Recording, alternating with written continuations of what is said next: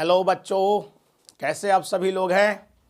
आप सभी लोग का पढ़ाई लिखाई चल रहा है बढ़िया से, है ना। तो मैं डी के अंजन आज फिजिक्स की एक नई लेक्चर्स लेके आपके बीच में हाजिर हुआ हूं। और आप सभी लोगों का प्यारा चैनल इग्नाइटेड S2 क्लासेज में आप सभी लोग आज एक नए टॉपिक्स पढ़ेंगे। और अभी तक हम लोग जो पढ़ रहे थे प्यारे बच्चे, वो पढ़ रहे थे मैकेनिकल प्रॉपर्टीज ऑफ सॉलिड की कहानी। और वो कहानी स्ट्रेस स्ट्रेन कर्व तक हो चुका था और फिर कुछ न्यूमेरिकल्स पढ़े थे। आज प्यारे बच्चे हम लोग पढ़ने वाले हैं कि कोई वायर को अगर हम स्ट्रेच कर देते हैं तो उसमें कुछ एनर्जी स्टोर हो जाता है स्ट्रेच के कारण। तो वो कितना एनर्जी स्टोर होता है जिसको हम लोग पोटेंशियल एनर्जी कहते हैं। आज इसकी डेरिवेशन पढ़ने वाले हैं और इसकी डेरिवेशन हम है ना 3 मेथड से करने वाले हैं। तो आपको देखते हैं इसमें कौन कौन मेथड आपको बेहतर समझ में आता है। ऐसे तीनों मेथड अच्छे हैं, मैं तीनों मेथड को बारी बारी समझाता हूं। तो आप सभी लोग है ना कॉपी पेन लेकर जल्दी से बैठ जाएं और हेडिंग लगाएं आज का।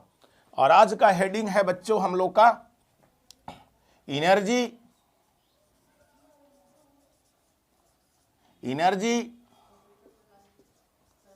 Stored in a stretched wire. ठीक है, आज हम लोग हेडिंग क्या लगा रहे हैं, energy stored in a stretch wire. तो स्ट्रेच वायर में कितना एनर्जी स्टोर्ड होगा आज ये समझेंगे। तो पहले ये एनर्जी क्या है, इसकी फॉर्मूले क्या हैं, वो मैं पहले लिख देता हूं ताकि आपके दिमाग में सेट हो जाए कि फॉर्मूला है क्या वायर में स्ट्रेच एनर्जी का। तो देखिए सबसे पहला इसका एनर्जी का जो फॉर्मूला है U बराबर 1/2 गुना स्ट्रेस इंटू स्ट्रेन और इंटू वॉल्यूम। तो पहला फॉर्मूला ये है बाबू, है ना। स्ट्रेच है ना वायर में एनर्जी क्या होगा, तो वो एनर्जी होगा 1/2 into stress into strain into क्या वॉल्यूम। और यहाँ U जो है बाबू लोग, ये जो है ये एक तरह के क्या है पोटेंशियल एनर्जी है। कौन एनर्जी है बाबू लोग, पोटेंशियल एनर्जी। वायर में जो हमने स्ट्रेच किया है उस स्ट्रेच के कारण वायर में जो एनर्जी स्टोर हुआ है उसी एनर्जी को हम लोग पोटेंशियल एनर्जी बोल रहे हैं। तो पोटेंशियल एनर्जी का फॉर्मूला वायर में क्या होगा, 1/2 इंटू है ना stress into strain into volume, यानी half into stress into strain into volume. Clear. अब देखिए इसी को दूसरे तरह से टर्म में भी लिखा जाता है। जैसे वॉल्यूम को अगर इस एनर्जी के हम है ना डाउनवर्ड में ले आएंगे, मतलब इसके बटा में अगर ले आएंगे, तो एनर्जी बराबर पोटेंशियल एनर्जी बराबर है ना इसको ऐसे कर सकते हैं, है ना पोटेंशियल एनर्जी बटा वॉल्यूम। और इसकी वैल्यू जो हमारा होने वाला है 1/2 इंटू स्ट्रेस इंटू स्ट्रेन। तो एक फार्मूला ये भी चलता है, इसको हम लोग क्या कहते हैं बाबू लोग, है ना पोटेंशियल एनर्जी है ना पर unit volume, potential energy per unit volume. ठीक है, तो potential energy per unit volume का फार्मूला हम लोग को ये याद रखना है, 1/2 इंटू स्ट्रेस इंटू स्ट्रेन को हम लोग बोलते हैं potential energy per unit volume. अब देखिए इसी को हम लोग ऐसे भी लिख सकते हैं, क्योंकि हम लोग ये जानते हैं कि गामा इज इक्वल टू, चूंकि हमने वायर को स्ट्रेच कर रहा है तो वायर में इलास्टिसिटी जो होते हैं वो यंग्स मॉडुलस ऑफ इलास्टिसिटी होते हैं। तो गामा इज इक्वल टू क्या होता है, स्ट्रेस अपॉन स्ट्रेन। और ये स्ट्रेस कैसा होगा वो लोग, लॉन्गिट्यूडनल। स्ट्रेन भी कैसा होगा, लॉन्गिट्यूडनल स्ट्रेन। तो यहाँ से देखिए अगर है ना गामा इंटू स्ट्रेन कर लें, है ना, तो इसकी वैल्यू हम लोग को स्ट्रेस मिल जाएगा, यानी स्ट्रेस का फॉर्मूला गामा इंटू स्ट्रेन हो जाएगा, Young's modulus of elasticity into strain हो जाएगा। तो स्ट्रेस का ये वैल्यू हम यहाँ पेस्ट कर देते हैं। तो उससे देखिए क्या मिलने वाला है, 1/2 गुने है ना स्ट्रेस का वैल्यू कितना आ गया बाबू लोग, गामा इंटू स्ट्रेन है ना इंटू स्ट्रेन, एक ये रह जाएगा। अब देखिए यहाँ तो 1/2 रह गया, गामा भी हो गया, that means Young's modulus of elasticity. Strain into strain कितना हो गया, स्ट्रेन का है ना स्क्वायर। क्लियर। और ये हो गया हमारा potential energy per unit volume. Potential energy per unit volume. तो potential energy per unit volume का फॉर्मूला हम लोग को 1/2 इंटू है ना गामा इंटू स्ट्रेन का स्क्वायर, और पोटेंशियल एनर्जी बराबर क्या होगा 1/2 into stress into strain into volume, और potential energy per unit volume is equal to 1/2 into stress into strain. तो ये तीन फॉर्मूले हम लोग को लर्न रखना है, ये फॉर्मूला और ये तीनों काफ़ी इंपॉर्टेंट फार्मूला है।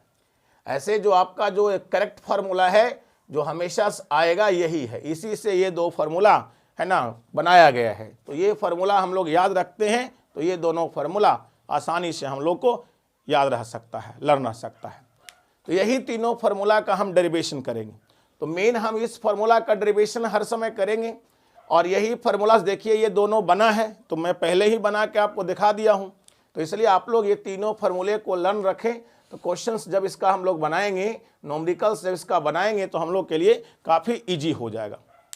तो हम अब लोग डेरिवेशन हम लोग करते हैं कि पोटेंशियल एनर्जी बराबर 1/2 into stress into strain into volume कैसे होता है। इसका मैं 3 मेथड अप्लाई करूंगा, है ना। आपको तीनों मेथड अच्छे समझ में आएगा ऐसा मुझे विश्वास है।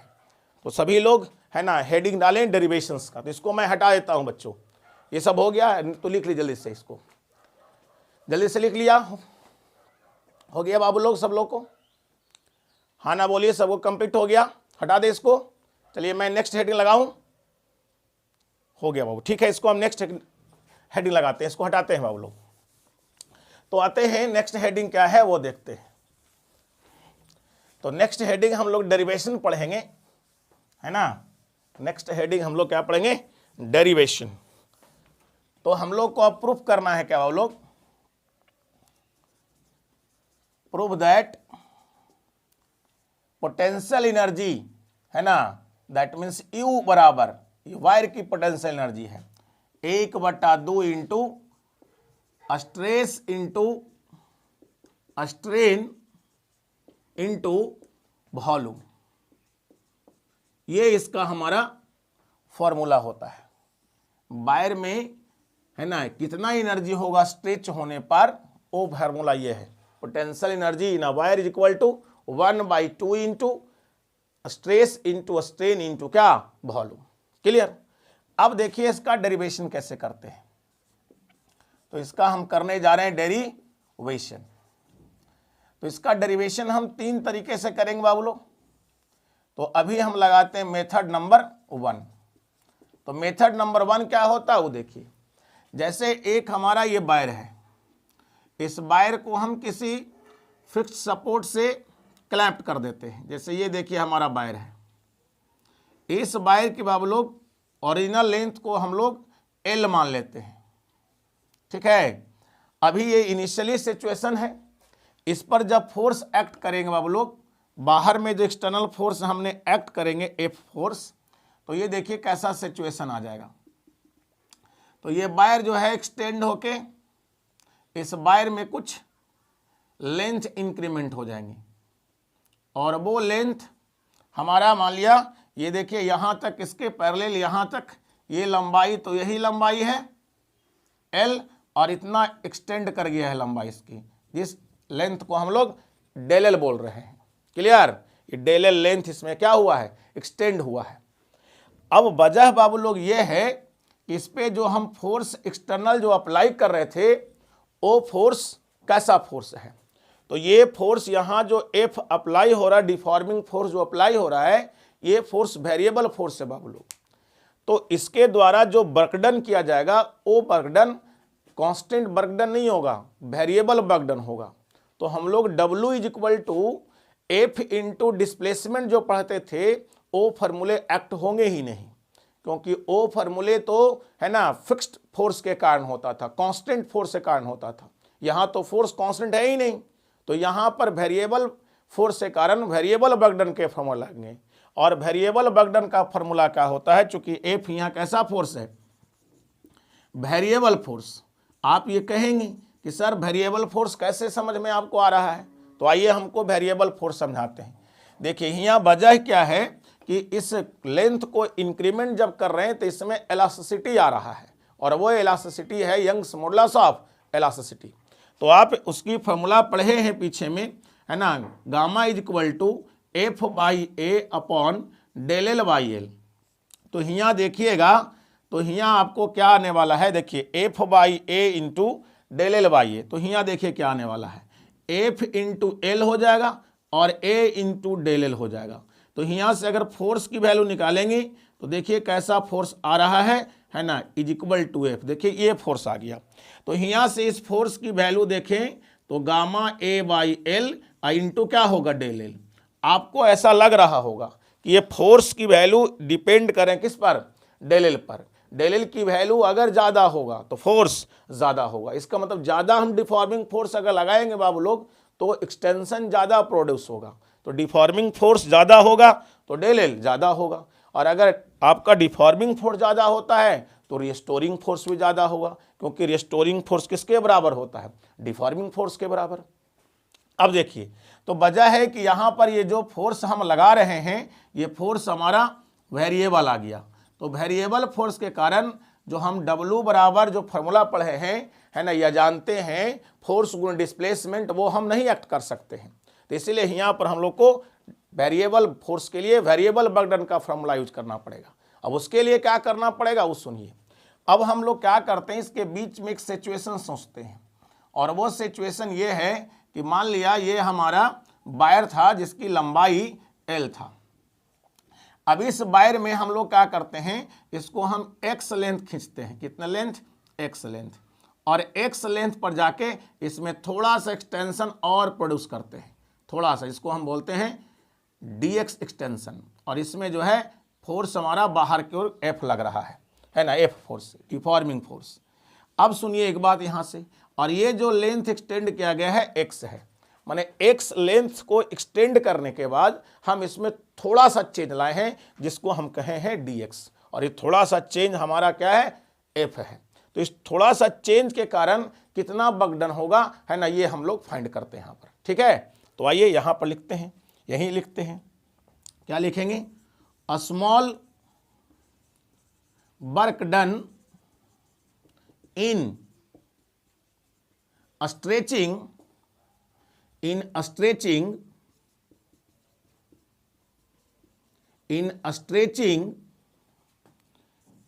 by the length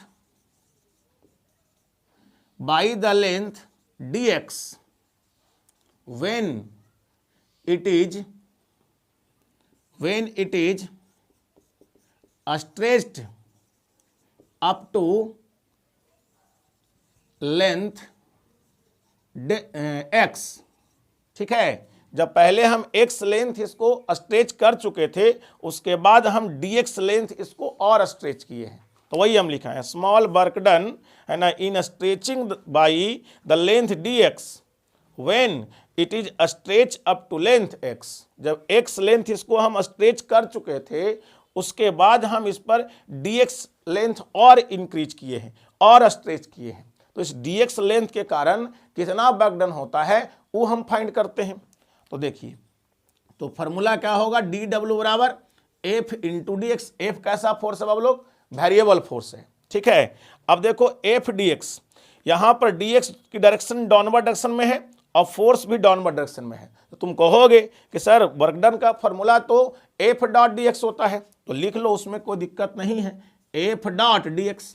लेकिन dx जो डिस्प्लेसमेंट डाउनवर्ड डायरेक्शन में एक्ट हो रहा है, फोर्स भी डाउनवर्ड डायरेक्शन में एक्ट हो रहा है, दोनों डाउनवर्ड डायरेक्शन के कारण एंगल दोनों में सेम हो जाएंगे। और f, है ना, डॉट dx की वैल्यू अगर लिखना चाहेंगे तो ये लिखा जाएगा f dx cos 0 डिग्री, और cos 0 की वैल्यू, है ना, 1 होती है, तो f dx बन जाएगा। अब बाबू लोग इसे हमें इंटीग्रेट करना पड़ेगा, क्योंकि ये वेरिएबल फोर्स है, और ये वेरिएबल फोर्स के लिए हमारा जो वर्क डन होगा वो भी वेरिएबल होगा। तो इसको पूरी वर्क डन निकालने के लिए हमको इंटीग्रेशन करनी होगी। अब कहिएगा कि सर इंटीग्रेट कहाँ से कहाँ तक करेंगे, तो तुम खुद बताओ कि अगर ये जो डिफॉर्मिंग फोर्स तुम रिमूव करोगे तो सबसे, है ना, छोटा x की वैल्यू कहाँ होगा, तो वो होगा यहाँ पर जब इसके पैरेलल आ जाएगा। तो उस कंडीशन में ये जो x की वैल्यू है वो कोई एक्सटेंड नहीं रहेगा, x की वैल्यू 0 हो जाएगा, और तुम जब यहां एक्सटेंड करके इसको ला रहे हो तो इसमें कितना एक्सटेंशन उत्पन्न हो रहा है, डेल एल। तो उस समय x की वैल्यू डेल एल हो जाएगा। ये फाइनल सिचुएशन है और ये इनिशियल सिचुएशन है और इंटरमीडिएट केस में हम बात कर रहे हैं अभी आपसे, ठीक है। तो अब इसको हम क्या करेंगे, इंटीग्रेट करेंगे। अब रही बात कि सर फोर्स कितना आने वाला है, तो देखो यहाँ फोर्स की वैल्यू तो वायर में स्ट्रेच कारण ऐसा होना चाहिए, गामा ए इंटू एल है ना by L into del L होना चाहिए। बट हमने यहाँ पर जो लेंथ में एक्सटेंशन पहले कर चुका है वो लेंथ कितना है, x है। देखो ये लिखे हैं कि when it is stretch up to length x length उसको स्ट्रेच करने के बाद हमने डेल x है ना छोटा सा लेंथ को हमने उसमें चेंज किया है। तो इसमें जो फोर्स एक्ट हो रहे हैं वो ये हो जाएंगे, है ना।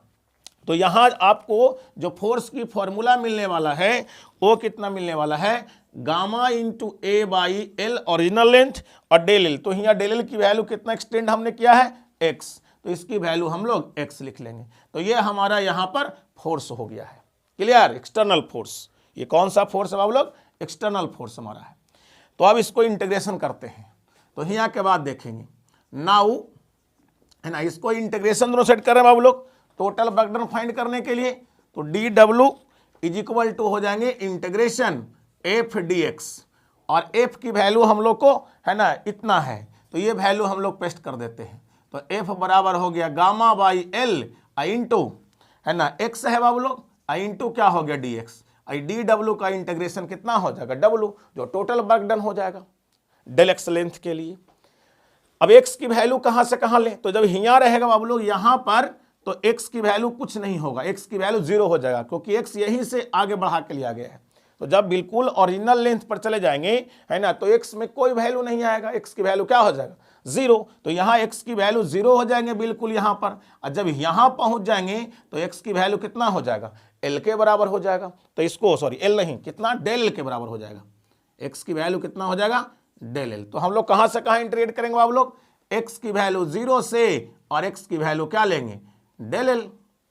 अब देखिए W इज इक्वल टू यहाँ गामा ए और बाई एल इतना तो बाहर निकल जाएगा, तो 0 से डेल एल और x गुने डी एक्स, क्योंकि इंटीग्रेशन x के रिस्पेक्ट में हो रहे हैं।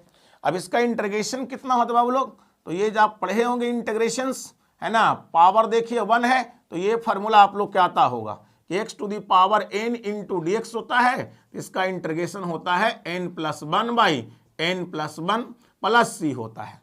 बट यहाँ हम c नहीं जोड़ेंगे क्योंकि लिमिट लगा हुआ है और डेफिनेट इंटीग्रेशंस में है ना c का कोई महत्व नहीं होता, क्योंकि वो अपर लोअर रखेंगे तो डेल जो c ऐड हुआ है वो कैंसिल हो जाता है।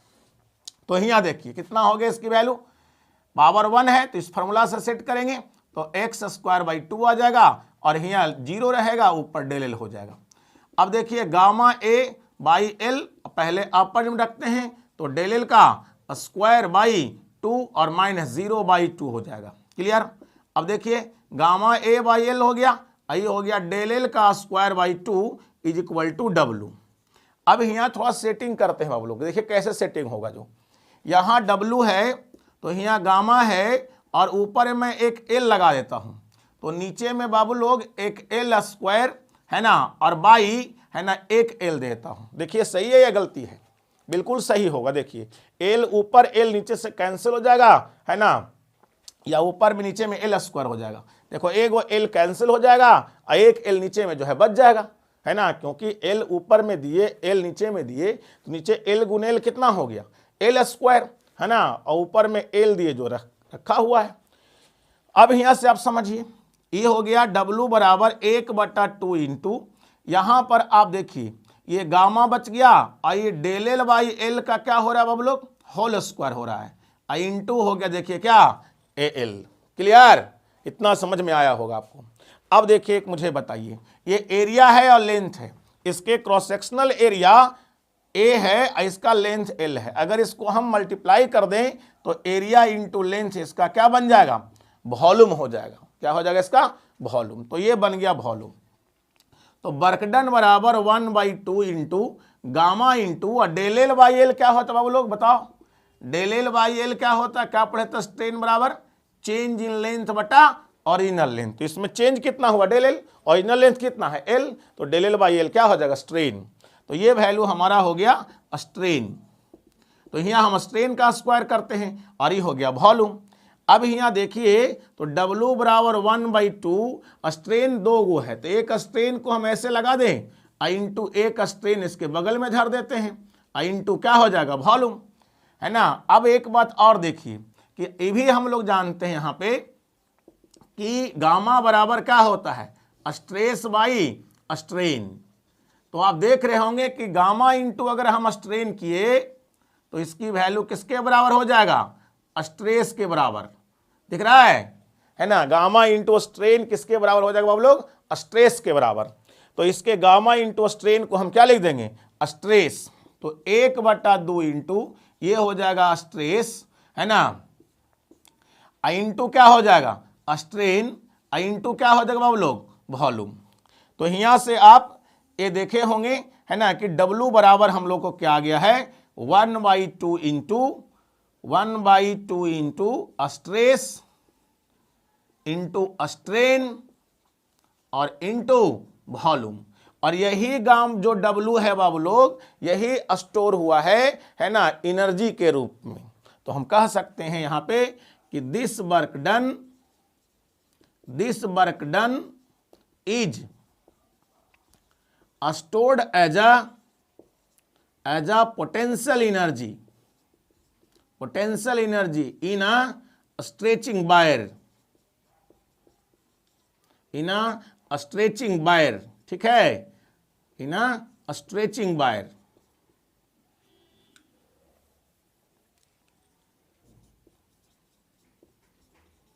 ठीक है, इन स्ट्रेचिंग वायर, ये देखिए है। तो इतना हो गया। तो यानी इसको हम लोग एनर्जी मान सकते हैं। तो यहाँ आप लिख सकते हैं दैट इज U बराबर 1/2 इंटू स्ट्रेस इंटू स्ट्रेन, है ना, और इंटू क्या रहेगा बाबू लोग वॉल्यूम। तो इस तरह से हम इसको समझ सकते हैं। तो आपका ये देखिए फार्मूला जो है लाना था ये हमारा 1/2 into stress into strain into volume. तो ये देखिए हमारा आ गया 1/2 into stress into strain into volume. Clear. तो ये मेथड फर्स्ट थे बाबू लोग, है ना। ये मेथड ज़्यादा हार्ड नहीं है बट थोड़ा सा ये है। तो इस तरह से इसको आप प्रूफ कर सकते हैं। तो आप सभी लोग को प्रूफ समझ में आया होगा, है ना। ये सब साइन थोड़ा प्रयोग करते रहें मैथमेटिक्स कंसेप्ट के अनुसार। तो इसको क्लियर हुआ सबको कैसे प्रूफ किए जो। तो अब सेकेंड मेथड हम लोग देखते हैं बाबू लोग। ये हो गया, हटा दूं, सभी लोग क्लियर हो गया बाबू लोग, हाँ ना बोलिए क्लियर है। जल्दी से लिख लीजिए, पॉज करके लिख लीजिए प्यारे बच्चे। समझ में आया, है ना, फीलिंग आया। हटा दूं, ओके, आप लोग पॉज करके लिख लें, मैं इसको हटा देता हूं। मेथड नंबर 2 पर आते बाबू लोग। मेथड नंबर 2 क्या कहता है। मेथड नंबर 2 है बाबू लोग स्प्रिंग मेथड। उसको हम स्प्रिंग से समझेंगे और वो भी फॉर्मूला यही लाएगा। इसको मैं हटा देता हूं। आप लोग अगर नहीं लिखे हैं तो बैक करके, है ना, लिख लें, पॉज करके लिख लें, है ना। तो ये हमारा क्लियर हो गया पहला डेरिवेशन। आइए सेकंड डेरिवेशन की बात करते हैं। तो सेकंड डेरिवेशन मतलब सेकंड मेथड यहाँ क्या है, तो मेथड 2 है। मेथड 2 है जिसको हम कहते हैं स्प्रिंग मेथड, माने स्प्रिंग के कंसेप्ट से इसको हम क्लियर कर देंगे। जैसे देखिए, ये कोई हम फिक्स्ड सपोर्ट कर देते हैं, ऐसे एक हम स्प्रिंग को कनेक्ट कर देते हैं। ये हमारा स्प्रिंग है बाबू लोग, ठीक है। इस स्प्रिंग की, है ना, जो इनिशियल लेंथ है बाबू लोग वो है डेल एल। कितना है लेंथ, सॉरी एल लेंथ है। अब इसको हम क्या करते हैं, कुछ एक्सटर्नल फोर्स लगा करके इसमें कुछ एक्सटेंशन हम प्रोड्यूस करते हैं। देखिए कुछ एक्सटेंशन इसमें प्रोड्यूस कर देते हैं और वो एक्सटेंशन मान लिया इसमें डेल एल मान लिया हो जाता है। ये देखिए यहां पर कुछ हम फोर्स जो है एक्सटर्नल एक्ट कर दिए हैं, एक्सटर्नल फोर्स, और ये एक्सटर्नल फोर्स के कारण इसमें एक्सटेंशन प्रोड्यूस हुआ है। और वो एक्सटेंशन कितना है, तो यहां से लेकर यहां तक एक्सटेंशन है। इस एक्सटेंशन को हम कितना ले लेते हैं, डेल एल। इसकी ओरिजिनल लेंथ कितना है लोग, एल। अब तुम बताओ कि जब इसमें लेंथ एक्सट्रेच करके इसमें डेल एल बनाया तो इसके कारण स्प्रिंग में एक फोर्स जनरेट होता है ना, जिस फोर्स को हम लोग कहते हैं रिस्टोरिंग फोर्स। तो इसके अपोजिट डायरेक्शन में रिस्टोरिंग फोर्स उत्पन्न होगा। एफ आर पढ़े होगे, रॉबर्ट हुक की कहानी यही है। तो यहां से देखिए कि जो एफ आर की वैल्यू जो होने वाला है, रिस्टोरिंग फोर्स की जो वैल्यू होने वाला है वो होने वाला है, कितना होता है, के एक्स पढ़ते हैं, लेकिन एक्स की जगह पर यहाँ कितना एक्सटेंशन किए हैं, डेल एल। तो यहाँ क्या लिखेंगे हम लोग, del L, K into del L. आप कहेंगे कि सर स्प्रिंग फोर्स की formula F is equal to minus K X होता है, लेकिन बाबू लोग वो तब लिखा जाता है जब डायरेक्शंस आपके पास क्लियर नहीं हो। यहां हम लोग डायरेक्शंस क्रिएट कर चुके हैं। देखिए डेल एल हम लोग डाउनवर्ड डायरेक्शंस में हमारा लेंथ खिंचाई हुआ है और रिस्टोरिंग फोर्स अपवर्ड डायरेक्शन में लग रहा है। तो ये दोनों जो है डायरेक्शंस हमारा क्रिएट हो चुका है, इसलिए हम यहाँ पर है ना पॉजिटिव साइन के साथ ले लिए हैं। सिर्फ एफ आर की वैल्यू के इंटू डेल एल। वो नेगेटिव साइन सिर्फ यही बताता है कि डायरेक्शन जो डेल एल का और रिस्टोरिंग फोर्स का डायरेक्शन होगा वो अपोजिट डायरेक्शन में होगा, और कुछ नया उसमें नहीं होता है। क्लियर। अब देखिए यही चीज स्प्रिंग के कहानी था। अब इसी को वायर से समझते हैं। जैसे ये हमारा एक वायर है, समझिए ये हमारा एक वायर है, इसको फिक्स सपोर्ट कर देते हैं। यहां पर भी हम डिफॉर्मिंग फोर्स एक्सटर्नल एक्ट करते हैं। तो डिफॉर्मिंग फोर्स यहां एक्ट करे तो इसमें भी क्या आएगा बाबू लोग, एक्सटेंशन आएगा, और वो एक्सटेंस होकर के है ना इस तरह का लेंथ बना लिया। देखिए है ना, यहां पर इसमें कुछ एक्सटेंशन प्रोड्यूस हुआ है, और वो एक्सटेंशन यहां से यहां तक है। इसमें फोर्स बाहर की ओर एक्सटर्नल फोर्स एक्ट हो रहा है, डिफॉर्मिंग फोर्स एक्ट हो रहा है। ये लेंथ एल था, अभी भी लेंथ कितना है, एल है। क्लियर। अब यहां पर भी चूंकि एक्सटर्नल फोर्स आप एक्ट कर रहे हैं, तो अंदर में यहां भी लगता है कौन फोर्स, रिस्टोरिंग फोर्स। पढ़े हैं, और रिस्टोरिंग फोर्स की वैल्यू किसके बराबर होता है, एफ एक्सटर्नल के बराबर। और यहां जो फॉर्मूला आता है, चूंकि वायर में स्ट्रेच हो रहा है, तो इसमें यंग्स मॉडुलस ऑफ इलास्टिसिटी आ जाएंगी। तो यहाँ जो इस गामा की value Young's modulus of elasticity की वैल्यू क्या होता है, restoring force by area upon है ना डेल एल बाई एल, यही ना होता है बाबू लोग। या एक्सटर्नल फोर्स की वैल्यू एफ आर के बराबर भी लिख सकते हैं, क्योंकि दोनों बराबर ही होते हैं लगभग। तो इस गामा बराबर कितना हो जाएगा, है ना, F R into L upon A into del L. अब देखिए यहां से एफ आर कितना हो गया, है ना, gamma into A into del L upon L हो जाएगा। यानी अगर एफ आर देखें तो gamma A upon L into कितना आने वाला है, डेल एल। अब मुझे बताएं क्या दोनों फोर्स सेम है, तो आप कहेंगे कि नहीं सर। क्यों, तो क्योंकि आप कहेंगे कि ये तो स्प्रिंग है सर, और ये आपका वायर है सर, ये दोनों अलग अलग है। मैं आपसे सवाल पूछता हूं कि क्या ये दोनों अलग अलग मटेरियल्स हैं, तो उसका भी आंसर है यस, अच्छा नो, है ना, दोनों तो अलग, सॉरी यस, इसका दोनों अलग अलग है ही। ये क्या है, स्प्रिंग है, और ये क्या है, वायर्स है। बट एक बात तुम सुनो, ये दोनों सॉलिड मटेरियल्स हैं, और दोनों में इलास्टिसिटी का गुण है। इसमें भी स्प्रिंग भी इलास्टिक है, इसमें भी इलास्टिक है, तो दोनों में इलास्टिसिटी की कंसेप्ट मौजूद है। तो हम दोनों में कंपेयर क्यों नहीं कर सकते हैं, है ना, इस जो है सॉलिड मटेरियल्स को और इस सॉलिड मटेरियल को हम कंपेयर क्यों नहीं कर सकते हैं, क्योंकि दोनों क्या है, सॉलिड मटेरियल्स ही है। तो इसको हम क्या कर रहे हैं बाबू लोग, कंपेयर कर रहे हैं, और कर सकते हैं। इसलिए कर सकते हैं कि दोनों सॉलिड मटेरियल्स है और दोनों में इलास्टिसिटी का गुण है, तो इलास्टिसिटी के गुण को हम कंपेयर कर सकते हैं। तो हम कंपेयर करने जा रहे हैं। तो यहाँ लिख सकते हैं हम लैंग्वेज में, comparing equation 1 and 2 we get. दोनों को अगर कंपेयर करेंगे तो एफ आर दोनों में सेम है। तो यहां से क्या बाबू लोग हो जाएगा, बराबर K into del L is equal to gamma A by L into del L हो जाएगा। तो डेल एल से डेल एल क्या हो जाएगा, कट जाएगा। तो के बराबर क्या आ जाएगा बाबू लोग, गामा ए बाई एल, जो स्प्रिंग कांस्टेंट है। इस के को हम लोग क्या कहते हैं बाबू लोग, याद है आपको, स्प्रिंग कांस्टेंट। क्या इसको कहते हैं हम लोग, स्प्रिंग कांस्टेंट। ये सब हम लोग वर्क पावर एनर्जी में सब पढ़े थे, ठीक है। तो स्प्रिंग कांस्टेंट की वैल्यू हो गया गामा ए बाई एल। अब प्यारे बच्चे यहां के बाद क्या करेंगे, तो देखिए एक याद रखें, अगर आपको नहीं याद है तो, है ना, ये पीछे में वर्क पावर एनर्जी में चैप्टर था, मैं भी चैप्टर धीरे धीरे सब पढ़ाऊंगा। अभी मैकेनिकल प्रॉपर्टीज ऑफ सॉलिड पढ़ा रहा हूं, जैसे ही खत्म होगा एक न्यू टॉपिक शुरू होगा, है ना। मैं आपसे वादा किया हूं कि फिजिक्स के हर टॉपिक्स को, है ना, हर चैप्टर्स को मैं यूट्यूब पर पढ़ाने की प्रयत्न ठाना है और ये मैं करके रहूँगा। तो आप लोग धीमे धीमे, है ना, सभी टॉपिक को स्टडी करते जाएं आप। ठीक है, तो यहाँ तक हो गया होगा। इसके आगे हम देखते हैं क्या होता है। तो यहाँ देखिए, अब अगला बिनो दैट में क्या लिखेंगे, जो हम लोग पढ़े हैं कि energy stored in a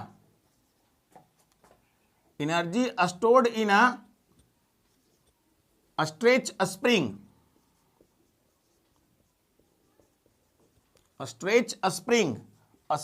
spring में कितना एनर्जी स्टोर्ड होता है, ये हम लोग पढ़े हैं 1/2 इंटू, है ना, के और इंटू इलोंगेशन। तो इलोंगेशन आपने यहाँ कितना किया है, डेल एल। यहाँ कितना इलोंगेशन हम लोग किए थे, डेल एल। तो 1/2 इंटू के इंटू डेल एल का स्क्वायर करेंगे। अब देखिए हमारा डेल एल की वैल्यू कितना है, तो डेल एल तो पता ही नहीं, डेल रहेगा। के की वैल्यू हम लोग को पता है कितना, गामा ए बाई एल। तो के की वैल्यू यहाँ रख देते हैं। तो यहाँ से हम लोग के की वैल्यू पुट करने जा रहे हैं, यानी के की वैल्यू आ गया हमारा गामा ए बाई एल।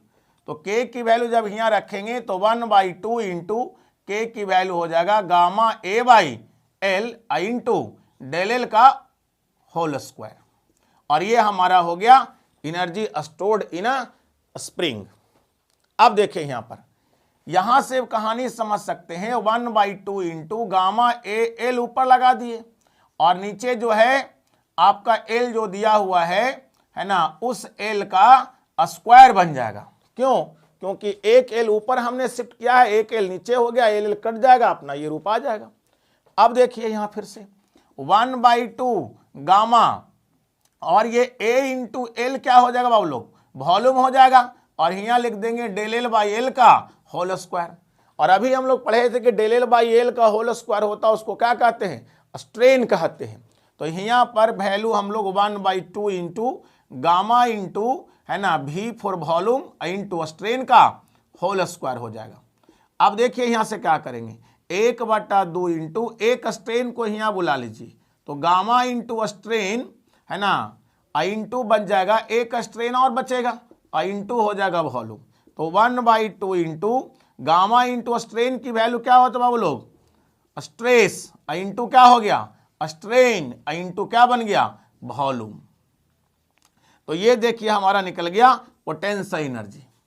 तो हम लोग स्प्रिंग को, जो बाबू लोग स्प्रिंग जो था उसको हम लोग, है ना, वायर जैसा ट्रीट कर लिए। और वायर जैसा ट्रीट करके हम लोग जब पोटेंशियल एनर्जी निकाले कि डेल एल लेंथ अगर स्ट्रेच होता है तो कितना पोटेंशियल एनर्जी होता है, तो फिर से एनर्जी वही आ गया, 1/2 गुने stress into strain into volume. तो ये वही फार्मूला है जो हम लोग इंटीग्रेशन मेथड से प्रूफ किए थे। तो इसको भी कर सकते हैं, ये भी 100% करेक्ट है ना, इसमें कोई गलती नहीं है। तो ये सेकेंड प्रूफ था आप लोग, इसको सब लोग समझे होंगे, जल्दी से इसको लिख लीजिए। मैं अगला जो है आपको प्रूफ दिखाता हूं। तो नेक्स्ट प्रूफ हमारा क्या है ना, ये देखिए, हो गया सबको, है ना, लोग बोलिए। चलिए इसको मैं हटा देता हूं और नेक्स्ट कहानी देखता हूं। थर्ड नंबर प्रूफ क्या है, जो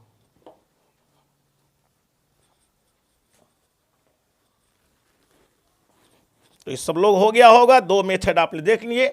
तीसरे मेथड देखते हैं, क्या वो सबसे आसान है कि ये दोनों से भी हार्ड मेथड है। आइए मेथड थर्ड को समझते हैं।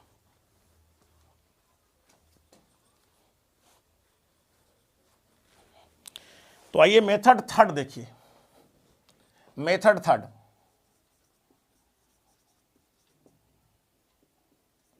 देखिए थर्ड मेथड क्या है वो समझिए।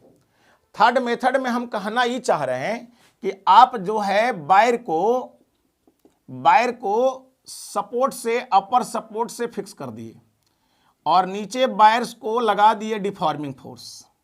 यहां पर हम डिफॉर्मिंग फोर्स, है ना, एफ एक्सटर्नल एक्ट कर रहे हैं। तो आप कहेंगे कि सर अभी तो कोई एक्सटेंशन नहीं है, तो सही बात है, अभी एक्सटेंशन की वैल्यू क्या है ना, 0 है। दैट मीन्स एक्सटर्नल फोर्स की वैल्यू 0 है।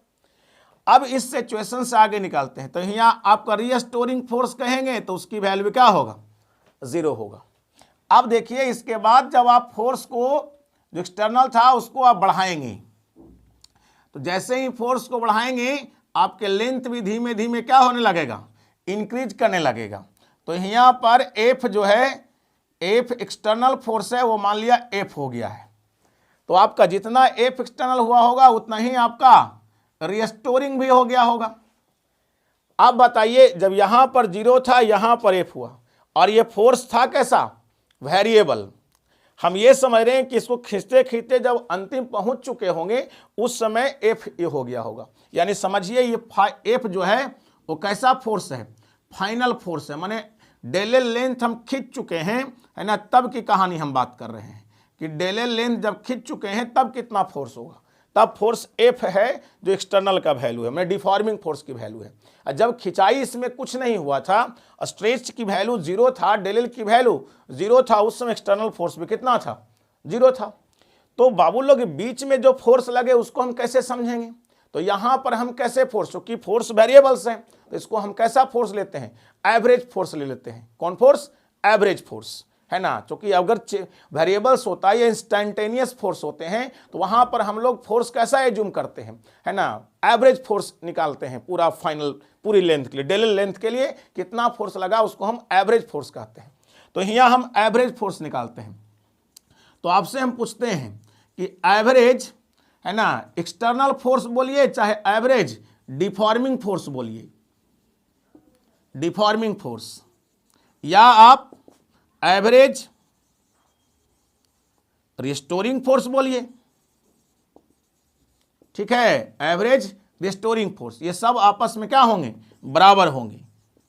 तो इसका वैल्यू कितना होगा, तो इनिशियल फोर्स बाबू कितना था, 0, फाइनल फोर्स कितना हो गया है, एफ, ये दोनों का सम और बाई 2, ये होगा हमारा एवरेज। क्योंकि दो ही हुआ है ना भाई, शुरू में 0 है और बाद में एफ हो चुका है, तो एवरेज कैसे निकालते हैं, 2 फोर्स और बटा 2 से डिवाइड, है ना, टोटल फोर्स और बटा number of force. Number of force पहले 0 था, बाद में एफ हो चुका है, तो इसलिए इसकी वैल्यू कितना हो जाएगा, एफ बाई 2 हो जाएगा।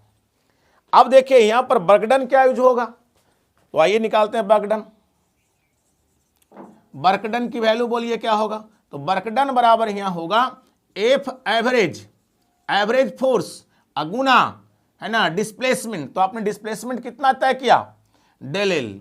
आप देखिए आपका जो एवरेज फोर्स जो लग रहा है डिफॉर्मिंग फोर्स, उसके डायरेक्शन भी डाउनवर्ड डायरेक्शन में और डेल एल भी डाउनवर्ड डायरेक्शन में, एंगल क्या होंगे, सेम। तो यहाँ अगर कॉस की कहानी बात करेंगे तो 0 हो जाएगा। जो formula F dot del X समझते हो, चाहे डेल एल यहाँ है तो डेल एल समझोगे, तो कॉस कितना हो जाएगा, 0। कॉस 0 की वैल्यू कितना आ जाएगा, 1। तो एफ एवरेज की वैल्यू आपके पास कितना आ गया, एफ एवरेज, है ना, गुने डेल एल हो गया आपकी वर्क डन की फॉर्मूला। तो ये आपका डब्ल्यू निकल गया। अब एफ एवरेज की वैल्यू कितना आप लोग, एफ बाई 2। तो यहाँ हम लोग लगा देते हैं कितना, W is equal to F by 2 into हो जाए क्या, डेल एल। तो ये देखिए हमारा डब्ल्यू की वैल्यू निकल गया। अब मुझे बताइए यहां के बाद मैं क्या करूं, तो डब्ल्यू की वैल्यू हमारा एफ बटा 2 इंटू डेल एल आ चुका है। अगर आप थोड़ा समझें तो यहां देखिए मैं क्या कर रहा हूं, हम जो है ए नीचे मल्टीप्लाई कर रहा हूं और ए एल ऊपर में दे रहा हूं, है ना। और यहां पर देखिए, है ना, एल वाई, है ना, एल वाई मैं एल नीचे लगाता हूं। ऐसे कर सकते हैं हम लोग, बोलिए। जैसे देखिए एफ बाई 2 इंटू क्या आ गया है, डेल एल, ऐसे समझ सकते हैं इसको, है ना। तो ये 2 को नीचे मैं छोड़ देता हूं, यहाँ 2 जो है पहले से है तो वो रहेगा अपना, और एरिया से यहां भी मल्टीप्लाई कर, एरिया से ऊपर ही मल्टीप्लाई कर दिया, और यहाँ देखिए क्या हो गया, एल, और यहाँ भी लग गया एल। चाहिएगा तो काट कूट के देखिए, ऊपर वाला आ जाएगा। देखिए ए से कट जाएगा, एल से कट जाएगा, देखो एफ बाई 2 इंटू डेल आ जाएगा। तो कोई गलती तो किए नहीं है। अब यहां से बाबू लोग डेल एल बाई एल क्या बन जाएगा बाबू लोग आपका, ए बाई एल क्या बन जाएगा ये बताओ, तो W is equal to 1/2 into F by A. अभी देखिए ये क्या आ गया, एक्सटर्नल फोर्स जो फाइनल लगा है जो, और ए क्या उसका है, क्रॉस सेक्शनल एरिया। तो फोर्स बाय एरिया क्या होता है बाबू लोग, एक्सटर्नल फोर्स या रिस्टोरिंग फोर्स दोनों बराबर है, इसकी वैल्यू कितना होता है, स्ट्रेस। तो यहां से हमको मिल गया ये स्ट्रेस। आई हो गया बाबू लोग कितना, ए इंटू एल क्या कहोगे, एरिया इंटू लेंथ क्या हो जाएगा, जल्दी से बताओ, एरिया इंटू लेंथ वॉल्यूम, और डेल एल बाई एल क्या हो जाएगा, स्ट्रेन। तो देखिए यहां से तुरंत निकल गया। तो डब्ल्यू इज इक्वल टू 1/2, वही हो गया बाबू लोग हमारा स्ट्रेस, ये हो गया हमारा वॉल्यूम और ये हो गया हमारा स्ट्रेन। तो W बराबर आ गया 1/2 into stress into strain into कितना वॉल्यूम। क्लियर हुआ। अब यहां देखेंगे कि ये जो हमारा वर्क डन हमने किया है, ये वर्क डन किस में स्टोर हुआ है, तो पोटेंशियल एनर्जी, किसके पोटेंशियल एनर्जी, तो स्ट्रेचिंग वायर का, यानी जो वायर को स्ट्रेच करने में हमने वर्क डन लगाया वो वर्क डन स्टोर हो गया वायर में एनर्जी के रूप में, और वो एनर्जी कौन सा हो गया आप लोग, potential energy in the wire. Clear. तो यहां से हम लिख सकते हैं क्या कि this work done is stored as a potential energy in the stretching wire, यानी वायर जो स्ट्रेचिंग है उस वायर में है ना, ये जो स्टोर हो गया है वर्क डन पोटेंशियल एनर्जी के रूप में। तो यहाँ जो ये W देख रहे हैं, ये W को हम क्या लिख लेते हैं, यहाँ पे W की वैल्यू U हो गया है। तो U बराबर 1/2 into stress into strain into volume. और बाकी दो और जो फॉर्मूले हम लोग सेट किए थे वो तो इसी से सेट हुआ था। तो ये मेथड भी है, और अभी जो स्प्रिंग मेथड से समझे और उसके पहले आप इंटीग्रेशन मेथड से समझे। तो ये तीनों मेथड आपको है ना एक ही फार्मूला को प्रूफ किया गया है ना, पोटेंशियल एनर्जी इन स्ट्रेचिंग वायर बराबर 1/2 into stress into strain into volume. तो आशा करते हैं कि आप लोग इसको समझे होंगे। बहुत आसान मेथड है आप लोग ये तीनों को समझना। तब तक इसको आप लोग सब लोग है ना बढ़िया से लिख लें, रिवाइज करें है ना, और आप पीछे के जो भी लेक्चर्स हैं उसको पढ़ें। फिर आगे की ओर मैं नेक्स्ट लेक्चर लेकर हाजिर हूँगा। तब तक के लिए जय हिंद मेरे प्यारे बच्चों।